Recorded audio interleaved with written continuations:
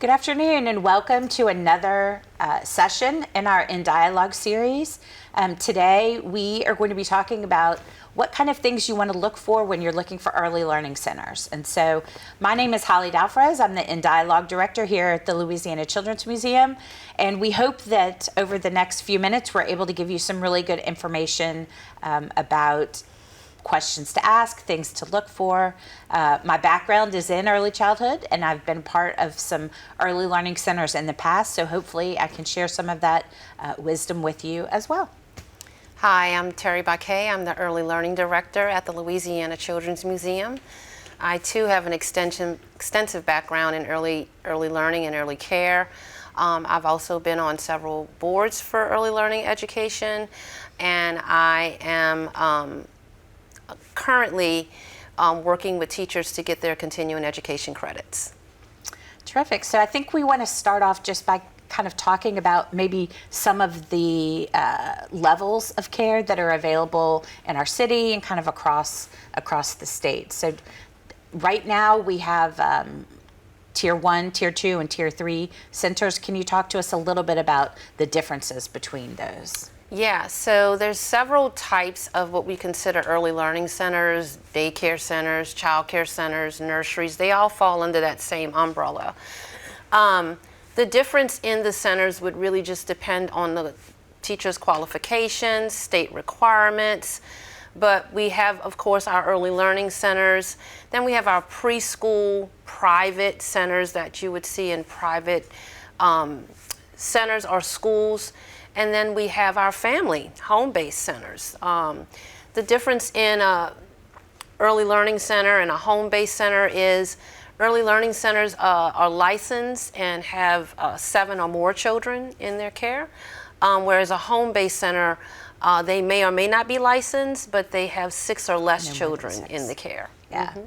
And there's also some of the centers receive funding from other sources, perhaps federal funding or some state funding, and then also some food program funds, and so that also plays a part in which tier centers choose to be a part of. But regardless of the center tier, they are all required to be licensed. Anything that provides more than 12 hours of care during the course of the week needs to be licensed. Mm-hmm. And so there is a regulatory body that comes in and inspects all early learning centers. So there's sort of a foundational understanding that centers are at least under the eye of the state. Yeah, and that's something that you want to look for. You want to make sure that the center is licensed, and that is by the state. And they have not only teacher qualifications, but they have health and safety inspections that go on, as well as we call it, accredited applications that go on with that. Funding sources do play a part in that, depending on the type of center, be it type 1, type 2. And if you are in need of that type of funding source, that type of center is very important, because only type 3 centers do receive federal funding, federal and state funding for your child to enroll and to attend. Yes. So let's talk a little bit about what kind of things you should be looking for before you go visit a center, when you're just trying to plan. I know both of us have talked about the fact that planning ahead is such an important part of it. And I like to tell families, even when you're pregnant, you need to start thinking about where your child is going to be. But the first step in that is kind of assessing what your family's needs are going to be. Yeah, starting early is the key. Just like you mentioned, telling parents, almost when you are even planning to have a child, or definitely when you find out that you're pregnant or in need of care later, when the child is, 2, 3, 4 years old. Starting early is the key.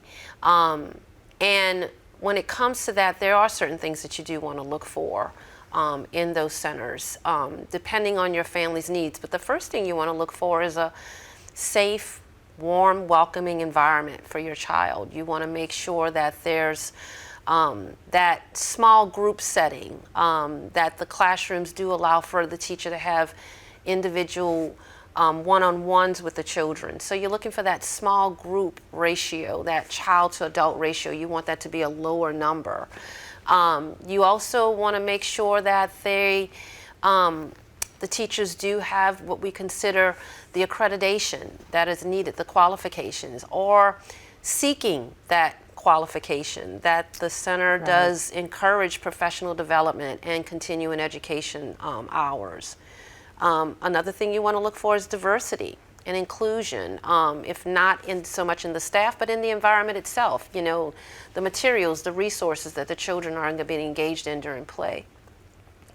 Other things that you want to look for in a center is, of course, that what your family's needs are at the time, and that, of course, is cost, because childcare is very costly. It's very expensive.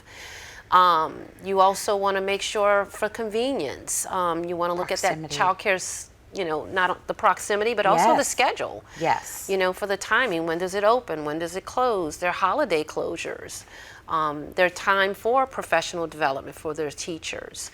You also, and also depending on the type of center that you are visiting or that you're looking to enter, some may follow a school year calendar and some may follow a year-round calendar, and so that will definitely make a difference. And often those school year programs will also have a summer element, but you need to know going in what that looks like so that you're prepared for the financial element of it. Will there be a gap between care? And some of that information is available on the Louisiana Believes website, the Department of Education in the state. And that's a good kind of clearinghouse for information. But there are also some resource and referral organizations that are available in whatever parish where you live. And so some of those things will be available and they can give you that information. But it's always good to do some research ahead of even beginning to go and look. Exactly. And like you mentioned, those child care referral agencies, they're available in all parishes. All parishes in Louisiana does have a child care resource and referral agency. That would be my recommendation for one of the first steps that you go to. It is in person. You get to talk to coaches and agency representatives one-on-one, and they can really better form that outlook for you based on your family needs. They can also tell you about funding. We talked about the cost of insurance. So there's, they are funding sources that are out there to help low and moderate income families, that they can send their children to quality child care centers or preschools in the state. We have the CCAP, which is Child Care Assistance Program. That monthly payment that you would pay is being based on your family's income, that eligibility, the number of members in your family, the time that you would need the center based on the number of hours that you work or go to school. We have LA4, which is for pre-K students. That's one of the most popular pre-K eligibility sources in the state. Most children are under the LA4 in pre-K public schools. Then we also have the non-public school early childhood development program, which is for families who, again, low and moderate income, but this is almost a program in a sense where the child is allowed to go to a private or parochial school for pre-K, preschool. With a little bit of subsidy. Yeah. And in Orleans Parish, we have City Seats, which is a program that is housed in early learning centers, early child development centers here in the city, for children birth to 3 years old. It is free. So those are all of the sources that your child can get into centers that can offset that high cost. Then we don't want to forget about Head Start. And early Head Start. We don't want to forget about that. And it's also worth asking when you're visiting as well, if there are programs, if you're looking at some of those private centers as well, there may be an option if you have multiple children, there may be a sibling discount. If you're looking at a church-based program, sometimes if you're a member of that particular church, there may be a discounted tuition option. So that's why it's important to start early to look at some of those things and to really evaluate what your needs are, because that will help you know kind of which direction And ask those to questions. pursue. Yes. You know, And ask your friends. Yeah, That ask word those of mouth questions. is a huge thing too. Yeah, you know, get those recommendations, find out from other families what centers they're using, what type of way do they pay for the cost of childcare, because we can't emphasize enough, it's very expensive, and especially if you have multiple children, it can really get up there in the budget.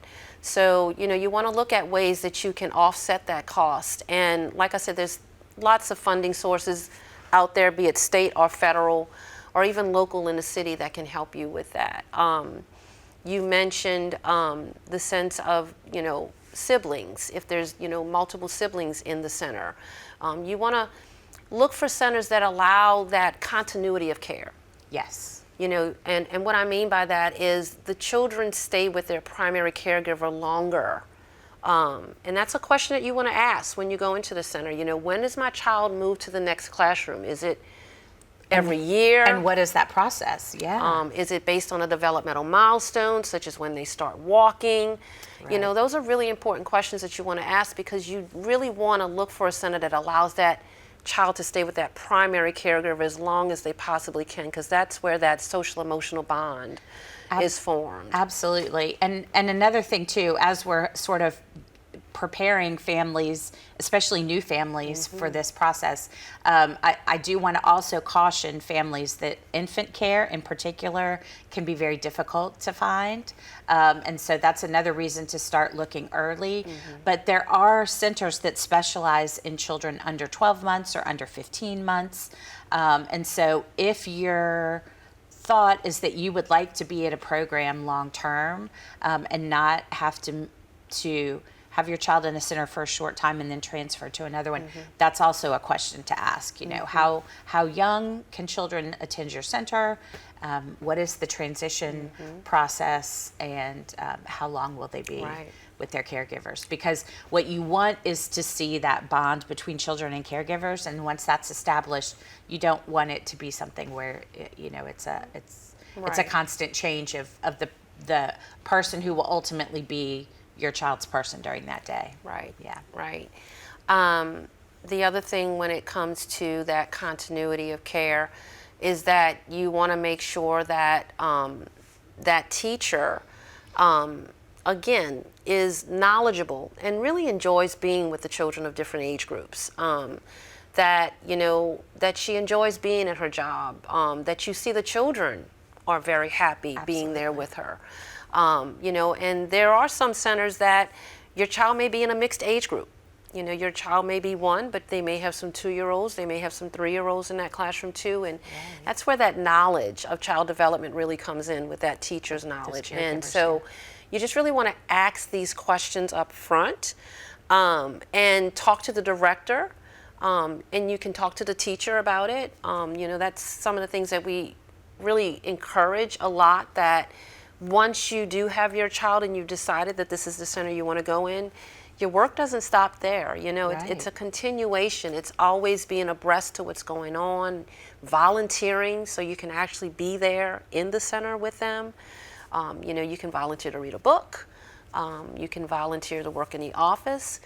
And you want to make sure that the center has an open door policy to allow you to do that whenever you're available.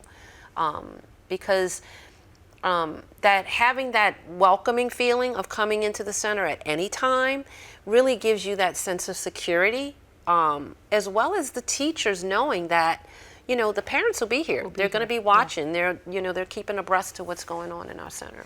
And especially for us here at the museum, where we say we are a Reggio-inspired program, and even in any type of center, what you want is that team approach to the care for your child. So you want parents and teachers and administrators to all be a part of the same community whose goal is the best for each child. So, okay, so let's say I've decided that I'm ready for my child to go into care. I've looked around, I've explored and researched a little bit, and so now I'm at the point where I want to go and visit. I've either found out about an open house or I've made an appointment with an administrator to take a tour. What are some of the things that I want to look for when I'm in that center? Yeah, so when you first walk in, I always just say, what's the environment like? Is it, do you hear laughter? Laughter, yes. If your child is younger, like an infant, do you see the teachers engaging with the children on the floor or holding them? Do you see the children engaging with each other? Do you see lots of movement in the classroom, such as children are allowed to freely go about the classroom and pick out materials? The other thing you want to look for is what we consider that one-on-one, where you do see teachers taking that time to work individually with the child.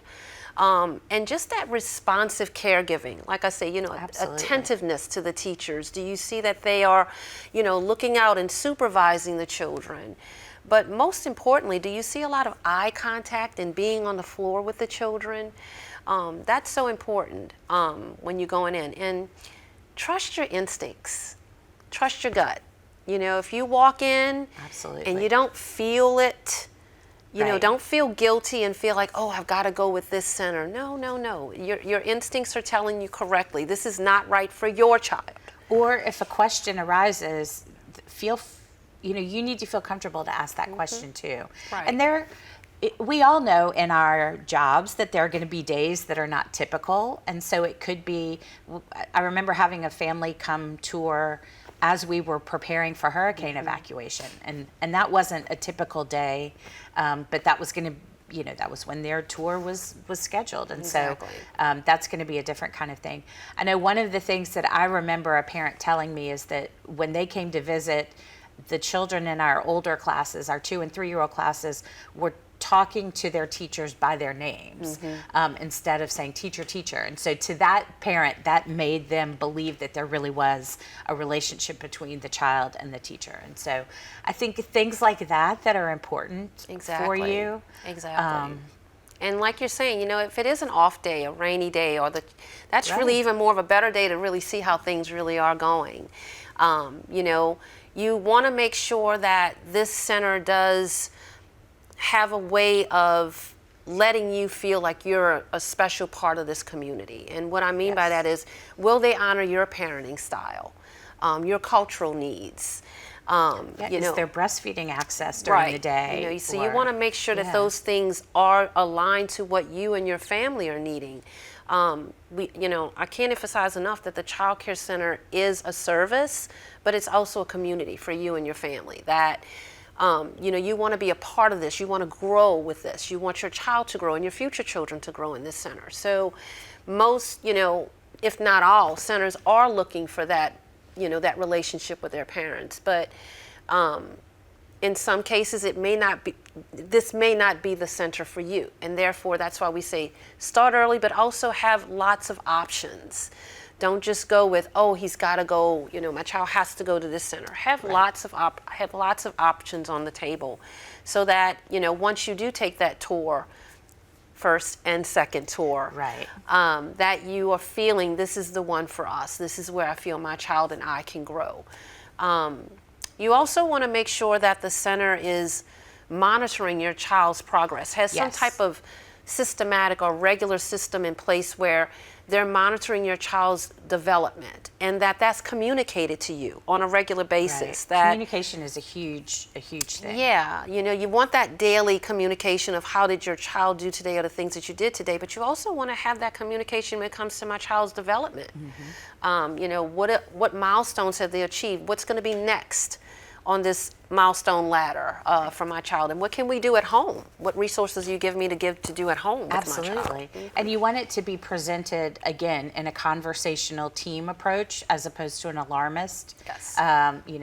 Your child is X months old and they're not walking yet. Well, children's development is on a continuum, and not all children will progress at the same pace, but as long as the teachers are aware of that. Exactly. And if that is the case, where your child is, there are some developmental concerns, you want to find out from the center, what's the next step for that? What services do you all offer or provide for me? What will the child's teacher be doing to help in this progress? So those are things that you do want to ask up front, even though you may not be dealing with that issue or will never have to deal with that. You want to find out, what is this center going to do to support me and my family and my child through this process? I mentioned Head Start and Early Head Start. Both of those child care centers programs do allow health screenings, health and wellness screenings. They also provide for parental involvement. So, if you find yourself going to a Head Start or Early Head Start, be it known that you will have those services available to you. Available to you, yeah. All right, so let's talk about some of the nitty-gritty questions that you might want to ask. And it's hard to know going in, what the range of questions that you should ask, but I know we talked about the center itself should be licensed. The majority of the caregivers within the center should be CPR certified and have had access to some kind of medical training to take care of that. You might want to ask a question about whether there's a nurse on staff or accessible. If you're looking at a center that's part of a larger school, sometimes the school nurse will be accessible to the early childhood center, sometimes not. You'll want to talk to them about, when I bring materials and resources for my children, where will they be stored? How will I know that things, if I'm bringing bottles for my children, what is the safe storage for that? So I think there are a lot of safety kind of questions that you can ask, but I think just in general, what are some of the other questions that you might ask to get specific information about the programs that you're visiting? Yeah, so you want to definitely look into their handbook. You can ask them for, is it possible that I can get a copy of your handbook so that you can take the time and review that. You also want to be able to find that center on Louisiana Believes. If you do go to this website, which is a great resource, it'll actually tell you, the license deficiencies or concerns that they have. These are not publicly, they don't post this at the center, but you can definitely go on this website and get that knowledge. You want those for are several things, years. Yeah, those are things that kind of, you just want to kind of put your radar on and just say, well, wow, look at all these deficiencies that the center is getting, or look at those, centers that don't have any deficiencies. You also want to make sure that what is the fire evacuation? What is the policies for late pickup? Right. What type of before care or after care services they have for my child, and who's going to be staffing that? Is it going to be their primary teacher, or is it other individuals who work within the center or the institution at that time? We talked a little bit about cost. That is a key factor that you do want to ask about. Are there other fees associated with the tuition that come yearly or annually? Those are things that you do want to make sure that you have all that information prior to enrolling your child in the center. Yeah, and there are going to be some programs that run on a year contract, and so you actually sign a contract at the beginning of the year, and so you want to know about that. And let's say my family moves midway through the year, is there a penalty for leaving my contract early? There are also going to be, as we said before, sometimes you're in a year-round program, sometimes you're in a school year program with a summer camp element. You may also, it's important to ask questions about the schedule. So if your program is a 9 to 3 program, but you need care from 7:30 to 5:30, what are those provisions? Right. If my child misses school, am I still obligated to pay for that? And so is my tuition, considered weekly, monthly, annually, and how are what are the options for paying that? And so, right. And even for those programs that I mentioned, Early Head Start, LA4, non-public school, what's my family's eligibility if our income was to increase, or my family size was to increase? What is my eligibility for that? So it's, once you're enrolled in these things, you want to make sure that you are eligible for this program for the continuation of that time. So those are just, questions just to ask up front. But also have on your list of things that you can talk to the director about in an email. Send up a follow-up email and just say, I enjoyed my visit, but these are some things I'm just concerned about. Yeah, I think we said communication was a big element, so I think you want to ask questions about what is the standard communication process and how can I contact my child's teacher, how can I contact the administrators within the center, who is the ultimate decision maker. I think sometimes that's an important question. What do I do if I have concerns? Yes. Because you also want to make sure that you have a clear understanding of what the hierarchy, I guess, for lack of a better word, is within the center. Exactly. Because sometimes teachers have a lot of autonomy within their classroom, and other times decisions have to be made at a different level. And Right. there are things like in Head Start where there are some guidelines that are put on the program just by the nature of the program. Yes. And so your particular location may not be at liberty to make some of those decisions. Right. Another thing you want to inquire about is the food program. Yes. Does the center provide 2-day, nutritious snacks, morning and afternoon, and the lunch and breakfast? Is this provided with part of my tuition, or do I have to bring food in for my child? What if my child has an allergy or is allergic to certain foods and liquids? What is the center's policy on that? What is the policy for me bringing in my child's food? Those types of things, if you want to ask that up front, because although your child may not exhibit any allergies or things like that now, we know that in those 4 years or 5 years that they're in centers, those things could come about. Right. So you want to make sure that the center has a policy, an outline for that. There's a lot of new centers that are coming up in the city. There's always this one or that one that's popping up, and their information may not be on Louisiana Believes. Right. So, these questions that we're asking you to ask up front, those are really important because that information may not be on that website at this time. And I think for the most part, whoever gives the tours likely has sort of a script that they go through should answer most of your questions. But if not, you should not hesitate to ask those questions at the end. Some of the things that you may not think about, if I have a 2-year-old child, I might want to ask about what is the center's policy on potty training. If I have an infant, can I use cloth diapers, or is that Right. not something that they're open to? What is the, if I have a child who is not, an extended sleeper, how do you navigate that? If I have a child who has a particular food allergy, how can you keep my child safe, but also how do I navigate that as a parent? So, And that's where that individualization comes in. Absolutely. When you are asking those questions, you want to make sure that the teacher and teachers in that center are comfortable with addressing your child's individual needs. And that's why we're looking for those centers that have low child to teacher ratios, where you have more teachers than children in a center, or help. Are there floaters who walk from one classroom to another? Are there students, college students, practicum students that come in to help?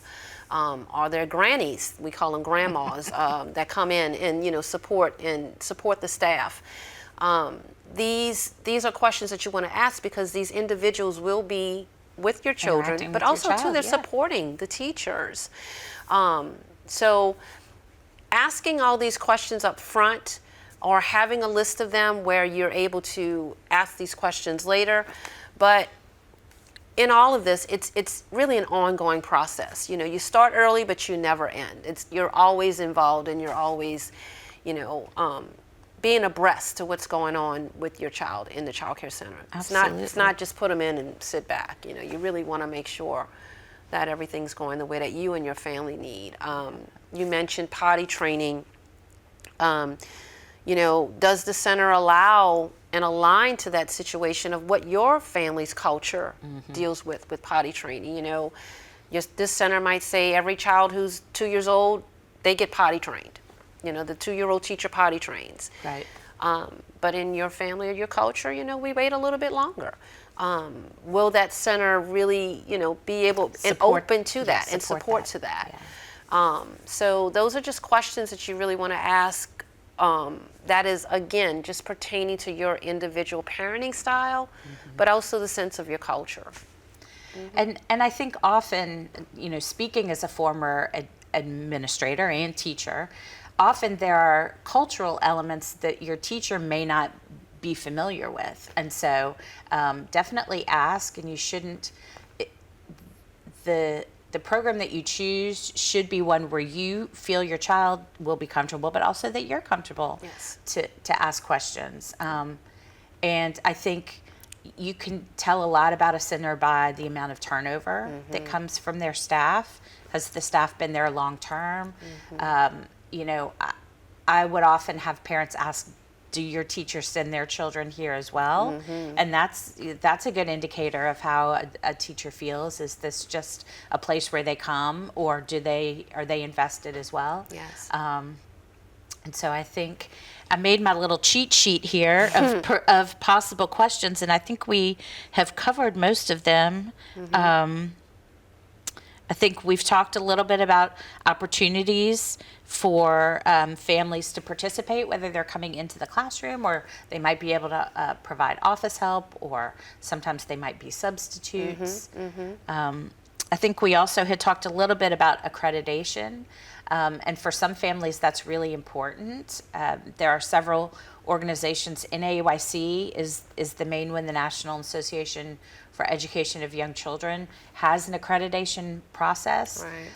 There are not many programs in our greater New Orleans area that are accredited. It just has not been something that has been pervasive here. But for people who come in from out of state, that's often a question that will be asked. Yeah, and so what Holly's pertaining to is the fact that, we know that the center needs to be licensed. That is definitely, you want to look for that center license, unless you're going with home care, family-based home care. But NAEYC or other accreditations, Montessori accreditation, correct, is going a step above what we consider the norm, which is licensing. Licensing is basically, the bottom. So you want to go above and beyond that. And if these centers are seeking that accreditation or have had that accreditation, that really is letting you know that this center is really vested in making sure that my child is receiving high quality child care. Absolutely. And that's really something that you're looking for, is that high quality child care. You want to, like we mentioned, having that staff that is getting that professional development, and what accreditations do they have that's aligned to early care. Having that staff that enjoys coming to work and really enjoys being with young children, that continuity, that longevity, being involved and invested in the program. That's also important, because that really builds that community and gives it that solid foundation. Absolutely. One thing I think we did not mention from a tour standpoint is you also want to make sure that you're seeing their outdoor space, because hopefully your child's going to be spending a good bit of time out there as well. So you want to have a sense of, over the course of the day, what are the spaces that my child will inhabit? Yes. And as we said, is there a transition of staff with them, or will they be with one primary caregiver for the bulk of the day? So, you do want to make sure that you are able to see the whole facility.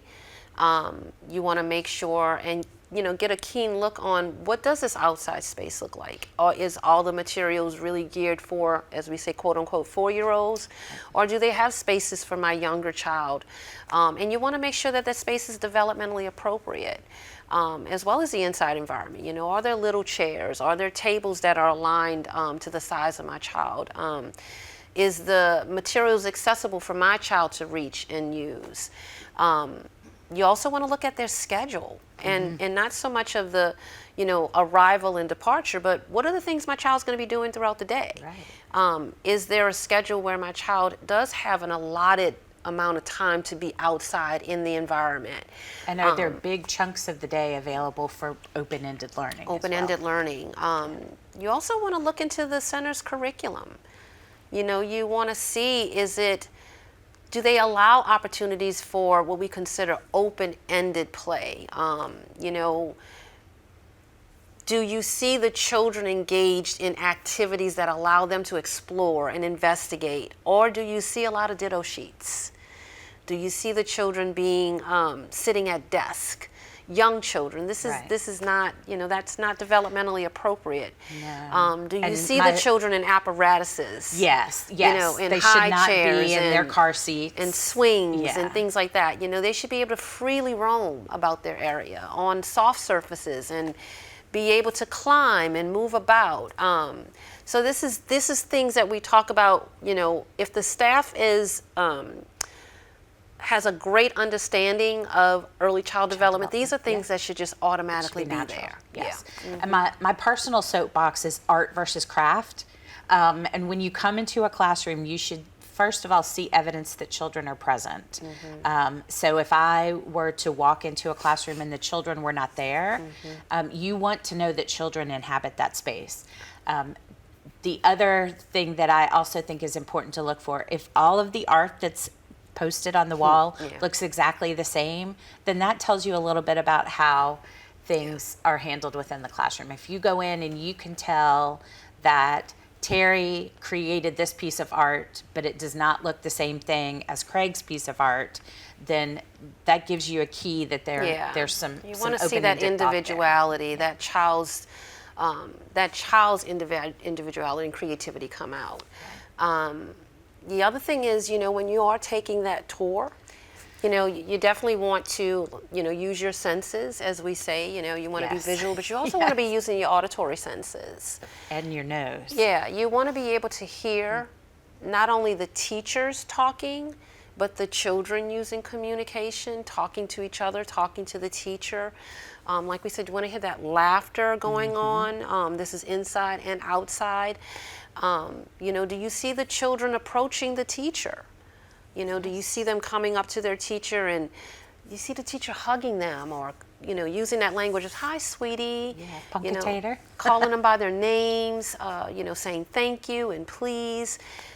These are just so important when it comes down to what you're hearing when you walk into that center. So it's a time for you to tour the facility, but it's also a time for you to investigate. So it's time to put on that little investigator's hat and really become that person. And don't just take one tour. You know, once you start narrowing it down, you know, you will have to call and ask, you know, can I come on in? But once you're there and your child is enrolled, that open door policy should allow you to come in at any time. Do that, yeah. Well, having a child and finding childcare, it can be scary, but it can also be really exciting. And building that relationship with your caregivers can also be a really amazing thing. And you know, I think both of us have been a part of situations where we still have relationships with children that we, you know, had within our care, or families that we knew through our communities. And so it can become a very lovely relationship. And it really is. It's a great time in life, and you as the parent, the caregiver, it really is a rewarding relationship for you, because not only will you be able to go on through your day, your work, your schooling, knowing that your child is being cared for in a safe and warm environment, but you can also spread that information to others in the community and letting them know.